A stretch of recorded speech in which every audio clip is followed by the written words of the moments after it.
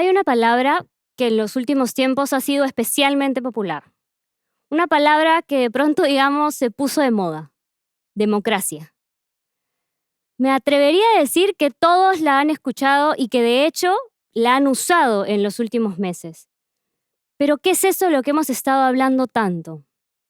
¿Qué es la democracia? Los politólogos nos dedicamos a definir algunas palabras complejas que a veces ni siquiera terminan de existir en la realidad. La democracia es una de ellas. Y en una de las versiones rápidas y descaradas que podría ser de muy amplios debates que existen en la academia, diría que la democracia es un conjunto de valores, una forma de gobierno, que se sostiene en al menos tres condiciones. Un sistema de elecciones libres, independientes, plurales y competitivas. Un conjunto de reglas y libertades que garanticen que no hay abuso de poder. Y una comunidad de ciudadanos y ciudadanas en igualdad de derechos y posibilidad de ejercerlos. El problema está en que solemos usar la palabra democrático como calificativo positivo, como si dentro de ella estuviera contenido todo lo que deseamos. Pero hay algo que pareciera que no hemos entendido, y es que la democracia es incómoda, implica conflicto, implica discrepancia. Ser democrático es ponerle límites a nuestros deseos y a nuestro poder para defender precisamente a los que piensan o son diferentes a nosotros.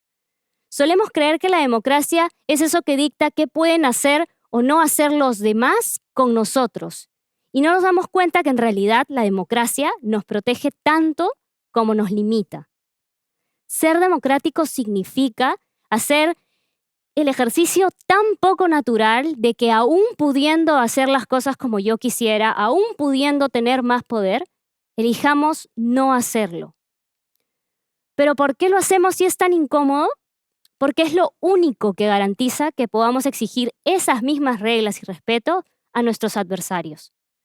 Esas reglas son el piso común para cualquier visión y agenda programática y son la condición mínima para una convivencia pacífica y libre, sea cual sea nuestro origen, nuestra experiencia de vida o nuestra posición política.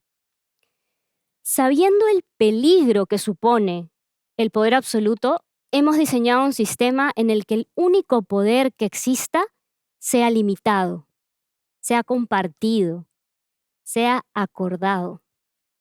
La democracia en nuestro país, sí, está en peligro. Lo venimos diciendo una y otra vez, pero no solo por responsabilidad de los políticos, sino por nuestras acciones. Nosotros, los ciudadanos y ciudadanas, tampoco tenemos los recursos para gestionar el conflicto y la discrepancia. De hecho, en nuestro esfuerzo por defender lo que creemos deseable y verdadero, rechazamos, condenamos y hasta cortamos vínculos con las demás personas que componen este país. Actuamos como si la democracia fueran nuestras redes sociales, nuestros perfiles de Facebook, Twitter o Instagram. Nos damos likes entre los que nos parecemos, creamos grupos entre nosotros, generamos cámaras de eco. Y así alimentamos nuestras ideas, pero también nuestros miedos y la radicalización de nuestros discursos. Pero sobre todo, creemos que podemos bloquear usuarios con los que discrepamos y no volver a saber de ellos. Y por más que podamos hacerlo en nuestras redes sociales, les cuento que en democracia no es posible bloquear pedazos del Perú, ni grupos de personas, ni maneras de pensar. Lo único que en realidad logramos cuando lo hacemos es limitar nuestros canales para ver y entender la realidad, hacernos vulnerables a la mentira, a la imprecisión, a la manipulación, y poco a poco minamos nuestras capacidades para verdaderamente interpelarnos por las múltiples experiencias y realidades que existen en este complejo país en el que vivimos. Necesitamos aprender a dialogar, a debatir, a escucharnos. Y podríamos empezar aquí a hablar de lo importante que es enfocarnos en todo lo que tenemos en común para lograrlo. Pero lo que vengo a compartirles es que antes que eso, tenemos que asumir todo lo que somos y vamos a seguir siendo de diferentes. Todo lo que discrepamos, todo lo que nos contradecimos, todo lo que nos juzgamos y todo lo que nos hacemos sentir incómodos. Porque hablar sobre debate y diálogo es hablar sobre conflicto y confrontación. Es hablar de lo jodidamente difícil que es entender que las personas puedan llegar a conclusiones diferentes a las nuestras, sin que sean unos malditos ignorantes, inmorales y equivocados ellos, y unos perfectamente informados, racionales, sensibles y correctos nosotros. Y eso intento hacer en mi trabajo. Eso intentamos hacer en Recambio. Reunir personas que tienen diferentes opiniones, que hacen o quieren hacer política desde distintos partidos y regiones, pero que a pesar de sus diferencias han decidido asumir ese mínimo común del que hablamos y formarse para respetar y fortalecer esas reglas. Más de una vez me han preguntado por qué elijo dedicarme a trabajar con grupos de políticos y personas que no solo discrepan entre sí, sino que piensan distinto a mí y que defienden en ocasiones exactamente lo contrario a lo que yo defendería. Alguna vez me han dicho, ¿cómo aguantas escuchar barbaridades sin irte?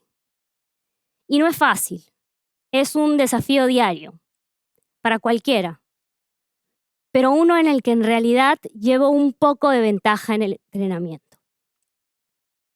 Yo crecí alrededor de una mesa redonda, en la que diariamente se daban los más diversos, insignificantes y profundos debates. Esa mesa siempre estaba llena. Todo aquel que llegara era bienvenido. La regla era decir lo que pensaras. Tuvieras 5, 10, 18 o 50 años. Los libros y los títulos académicos eran igual de valorados que las anécdotas o tus ocurrencias. Nadie pagaba derecho de piso. A mis papás siempre les encantó conversar. Mi mamá, una mujer inteligente, aguda y clara, tan práctica como sensible a los cambios de tono y la elección de palabras de quienes hablaban con ella. Mi papá, un hombre brillante, divertido, expresivo, apasionado, amante del conocimiento, aún del que parecía no tener ninguna utilidad, generoso difusor de este, aun cuando muchas veces nadie lo entendiera. Tuve años de entrenamientos y junto a mi familia aprendí que a veces después de conversar horas, podíamos no llegar a ninguna conclusión común. Podíamos de hecho terminar peleando. Y tal vez aquí sería conveniente que me detenga y les explique un poco más del más inmenso y más intenso personaje que tuvo esa mesa, mi papá. Y para eso les pediría que piensen primero en la persona más buena que conozcan, en la que tenga el corazón más noble, de esas que se olvidan de quienes les hicieron daño, de esas que ayudan sin pensar si alguien se está aprovechando de ellas, de esos que te mandan selfies con muecas para alegrarte tu día. Piensen ahora en la persona más inteligente que conozcan, en la que siempre sabe la respuesta sin importar cuál sea la pregunta, de esas que se zambullen en un tema y hasta que conocen todos los detalles. Y son capaces, de hecho, de hacer conexiones insospechadas entre todo lo que han aprendido. De esas personas que han leído todos los libros que han comprado. Ahora, piensen en la persona más bestia que conozcan. Esa que siempre mete la pata. Esas que no se llevan con los códigos de etiqueta y a las que a veces hay que recordarles que las cosas pueden hacerse con un poco más de delicadeza. De esas que son tan atolondradas y que de un abrazo pueden romperle la costilla a su madre. Ahora fusionen a esas 3 personas en una. Algo como eso era mi papá. Si hay algo por lo que todo aquel que lo conoció lo recuerda, es su risa. Su risa y sus ganas de debatir. Porque mi papá, entre las muchísimas cosas que fue sobre todo un polemista y un gran buscador de la verdad. Cuando me acercaba a hacerle una pregunta, él solía devolvérmela a mí. ¿Quieres una respuesta corta, simple y equivocada? ¿O quieres una larga, compleja y verdadera? Vivía tratando de saberlo todo, de entenderlo todo. Cada lunes te sorprendía con su nuevo descubrimiento del fin de semana. Estaba al tanto de los descubrimientos más extraños y disfrutaba como nadie compartirlos y escuchar qué otras pistas interesantes podían despertar. Pero no solo era curiosidad, él se sentía comprometido con la verdad. Eso significaba ser siempre honesto. Eso significaba a veces ser implacable. Su responsabilidad era encontrar el mejor argumento, el que resistiera sus embates, y para ello podía llegar a asumir cualquier postura. Bastaba que uno le diera la razón para que él se opusiera. Vaya a ser que él también pudiese estar equivocado. El problema es que a veces esa responsabilidad con la verdad, por encontrarla, por defenderla, por ponerla a prueba, implicaba hablar solo racional y objetivamente, como si solo existieran los argumentos, y que aunque esos argumentos fueran duros y dolieran, había que escucharlos. Él tenía que decirlos. Como si en el debate los afectos y la empatía debieran tener un botón que los prende y que los apaga.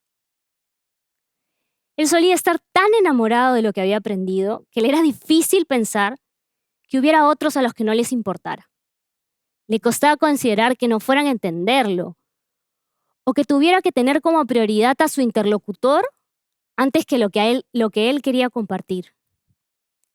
Y la verdad es que, como le decía más o menos que una vez por semana, uno no puede ir por la vida agarrando a verdadazos a la gente. Trataba de recordarle que la verdad podía decirse de muchas maneras y que siempre, no siempre más bien, tenía que elegirse la más chocante por temor a que se perdiera la fuerza, que a veces por decir verdades grandes y polémicas, no damos espacio a verdades más pequeñas que se esconden dentro de ellas. Y que no era faltar a la verdad dosificar la información u omitir algún calificativo. Aprendimos juntos que al final no se trataba de generar revuelo, se trataba de sembrar nuevas ideas. Pero de la forma más difícil aprendimos también que la lógica, la rigurosidad y el debate tenían sus límites y podían ser tan importantes como valorar que delante nuestro había alguien exponiéndose, compartiendo lo que pensaba, lo que sentía, siendo vulnerable. Y es que realmente, ¿cuánto puede llegar a importar tener la razón si en el camino herimos y perdemos a la persona que está delante nuestro? Hasta las verdades y las discusiones más importantes pueden postergarse cuando nuestras palabras están haciendo daño. Porque es fácil perderse en lo urgente, lo importante, en la cólera que nos da el tema de lo que estamos hablando. Y no parar esa espiral hasta escuchar oye, estás hablando conmigo. Ninguna de esas personas con las que te estás peleando están aquí. Aquí solo estamos tú y yo. Conversar no siempre fue fácil, pero nunca dejamos de hacerlo y disfrutarlo. No solo para comentar como padre y como hija de absolutamente cualquier cosa, sino para ayudarnos a tomar decisiones importantes. No siempre coincidíamos, pero acordamos que siempre nos permitiríamos, entre nosotros, hablar en borrador, respirando hondo, así nos resultara difícil escucharnos. Alguna vez alguien me preguntó por qué tenía tanta paciencia, por qué podía invertir tanto tiempo en moderar la conversación y asegurarme de que él estuviera diciendo exactamente lo que quería decir antes de responderle. Y la respuesta era sencilla. Yo conocía su corazón. Yo conocía a mi papá no solo desde que yo llegué y él estaba en sus 30, sino cómo llegó a ser quien yo conocí hasta el día en que se fue, hace 3 años, cuando la que empezaba sus 30 era yo. Yo conocía su corazón y entonces era perfectamente consciente y capaz de darme cuenta de cuando lo que él decía, lo que él pensaba, lo que él sentía, entraban en contradicción. Quizá la primera lección que aprendimos juntos fue que puedes amar profundamente a alguien y discrepar radicalmente con las ideas y decisiones que defiende. Descubrir que esa persona que conoces y que admiras puede no entender lo que para ti es evidente, puede expresarse de formas que te resultan difíciles de escuchar y puede llegar a conclusiones distintas a las tuyas incluso después de haberte escuchado. Pero la segunda lección que aprendí con él fue entender y asumir que puedes discrepar con alguien sin tener que elegir quién ha ganado, quién está en lo correcto, quién está equivocado, quién tiene la verdad y quién elige dejarla de lado. Que no siempre somos lógicos, que nunca somos infalibles, que de hecho podemos ser contradictorios. Mi papá me enseñó que la verdad no es absoluta, que existe una enorme diversidad de perspectivas y que no hay nada más importante que el respeto. Pero probablemente la lección más importante que me dio fue enseñarme que si él, la persona más noble, inteligente e instruida que yo he conocido, podría tener ideas y sentimientos en conflicto, podía ser contradictorio y estar convencido de tener la razón, yo tenía que aprender y asumir que eso mismo le podía pasar a cualquiera, que claramente eso mismo me pasaba a mí. En el fondo, todos creemos que tenemos la razón. Aunque sepamos que ninguno de nosotros conoce la verdad, que ninguno de nosotros es completamente coherente, ni tiene ni una pizca de infalible, todos creemos que tenemos la razón.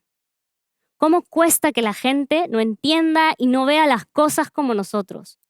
Compartimos genes, pasamos una vida sentados alrededor de una misma mesa y aún así podemos terminar tomando decisiones completamente diferentes. Y es que no importa cuán cercanos seamos, cuánto nos parezcamos o qué tanto nos queramos, todos vivimos experiencias únicas que procesamos y nos llevan a vivir de formas diferentes. Así que ahora, después de seguro haberlos llevado a recordar cómo sus padres, sus hijas o hijos, abuelas, tíos o sobrinos son distintos a ustedes, podemos caer en cuenta de cuán ridículos sonamos cuando actuamos como si en el Perú todos debieran votar igual que nosotros, o querer las mismas soluciones y el mismo futuro para sus familias y regiones que los que queremos nosotros. Si ni siquiera en 80 metros cuadrados y con los mismos genes podemos pensar lo mismo, ¿en qué momento se nos ocurrió que era posible coincidir en todo con gente que no conocemos, que tal vez ni siquiera vayamos a conocer y cuyas vidas pueden ser extremadamente diferentes a las nuestras? Esta no es una charla sobre el amor y la familia, aunque tal vez también, pero es una reflexión sobre cómo podemos ser profundamente contradictorios, también respecto de la democracia. La democracia implica reconocer la diferencia, pero mientras decimos que la queremos y la defendemos, deseamos que todos vivan como nosotros creemos que deben vivir, porque estamos convencidos que sabemos mejor que ellos cómo deberían hacerlo. Y eso que en el fondo estamos deseando, lamento comunicar, se parece un montón a lo contrario a la democracia. El mayor enemigo de la democracia es el deseo de control y la categorización de las posiciones contrarias como inadmisibles. Las dictaduras y los totalitarismos no surgen de pensar cómo destruir la sociedad o cómo hacerle daño a los demás, sino suelen surgir de estar tan convencidos de que tenemos la fórmula para resolver los problemas de la sociedad, que la convertimos en un mandato que obedecer. Y la principal ruta para llegar ahí es convertir la verdad en una pertenencia. La democracia no la minan solo los que ocupan cargos públicos. La minamos nosotros, cuando respaldamos narrativas y discursos que niegan al otro, niegan a su libertad y su derecho a ver sus vidas y sus futuros distintos a como nosotros los vemos.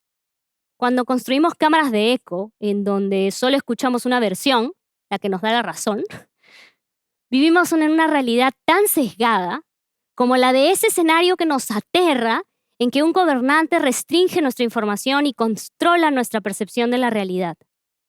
Solo que nos lo hacemos nosotros mismos. Ser democrático es algo que solo es posible en el encuentro con el otro, especialmente con el otro que es distinto a mí. Y esto puede parecernos familiar, porque últimamente hablamos mucho de diversidad y de empatía. El problema es que, como con la democracia, las convertimos en adjetivos calificativos que embellecen y mejoran cualquiera de nuestras acciones. Cuando lo cierto es que la empatía y la diversidad, cuando son verdaderas, cuestan, complican y a veces hasta duelen. No es natural buscar que nos contradigan, minar nuestras ideas, desafiar quiénes somos o lo que hemos construido. Ninguno de nosotros lo va a hacer así voluntariamente sonriendo. ¿Quién quiere ponerse en esa situación de vulnerabilidad cuando ha arriesgado tanto para llegar a donde está, pensado tanto para llegar a sus conclusiones o apostado tanto para construir sus vidas? El asunto está en que sin posiciones discrepantes no hay pluralismo. Y sin pluralismo no hay democracia. Esto implica que en una sociedad existen, y siempre deben existir, diversos grupos con intereses, necesidades, demandas, deseos diferentes entre sí. Y que si vamos a gobernar una comunidad en la que estén todos ellos, no puede hacerse a la medida de uno solo. Porque puede ser que creas que vas a tener la suerte de ser quien esté en el poder. Pero déjenme decirles que lo más probable es que no sea así. Que si lo fuera, no sería sostenible. Pero que lo más probable es que quien termine en ese sillón sin límites no considere lo que piense ninguno de nosotros.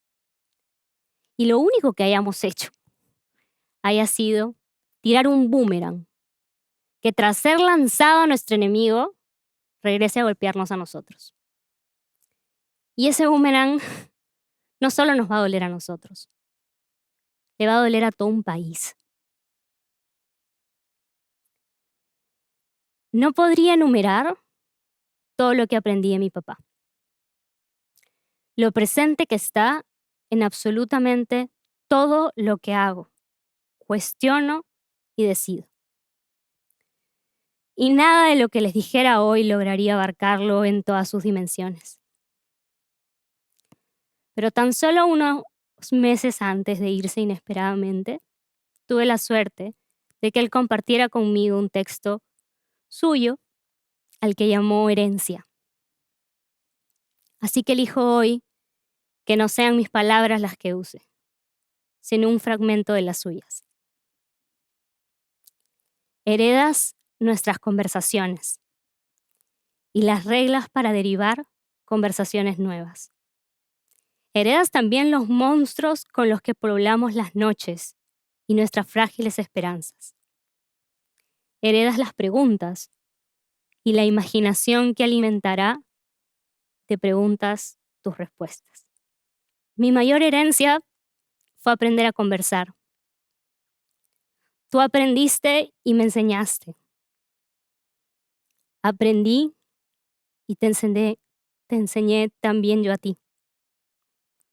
Aprendimos de la mano que el peor riesgo que tienen los buenos es creer que pueden definir quiénes son buenos y quiénes no lo son, y cómo merecen ser tratados. Y que el peor riesgo que tenemos los demócratas, es creer que podemos definir qué es lo mejor para todo un país sin recordar que no somos los únicos que viven en él.